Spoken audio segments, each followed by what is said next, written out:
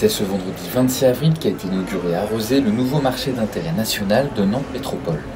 Intégré dans le pôle agroalimentaire Agropolia, le mine de Nantes est le deuxième mine de France, derrière celui de Rungis.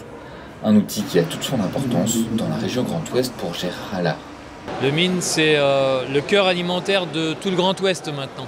On a ici, avec une centaine d'entreprises, 1200 emplois et le pôle agroalimentaire qui se situe à côté du mine, tout l'écosystème vertueux de l'alimentation d'une grande métropole et de la région. Un mine qui a toute son importance dans le sud de la Loire. Ça a bien dynamisé ce Sud-Loire. Je peux vous dire que tous les élus, pas seulement le maire de Rezé, mais tous les maires du Sud-Loire sont favorables à cette implantation et ont apprécié que la métropole se tourne vers nous pour accueillir cet écosystème vertueux.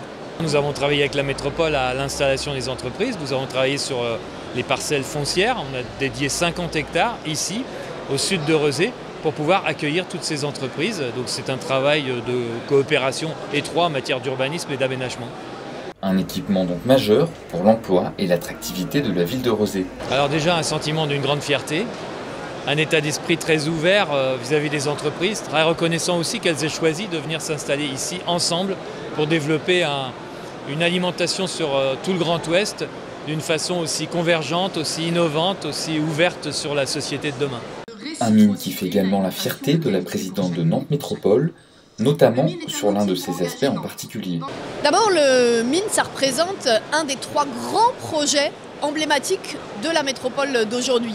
Une nouvelle gare, demain un nouveau CHU, un nouveau mine. C'est des projets que dans la vie d'une grande métropole, on ne fait pas tous les 5 ans, mais tous les 25 ans. La deuxième chose, c'est que moi j'ai voulu donner une couleur à ce projet, la couleur écologique. C'est pour cette raison que sur le toit du mine, il y a la plus grande centrale photovoltaïque de l'Ouest, 31 000 m². C'est pour cette raison aussi qu'il y a eu tout un système de récupération des eaux de pluie. Ça représente l'équivalent de 2 piscines olympiques. Donc on a vraiment voulu pousser les curseurs très loin sur les enjeux écologiques dans ce projet.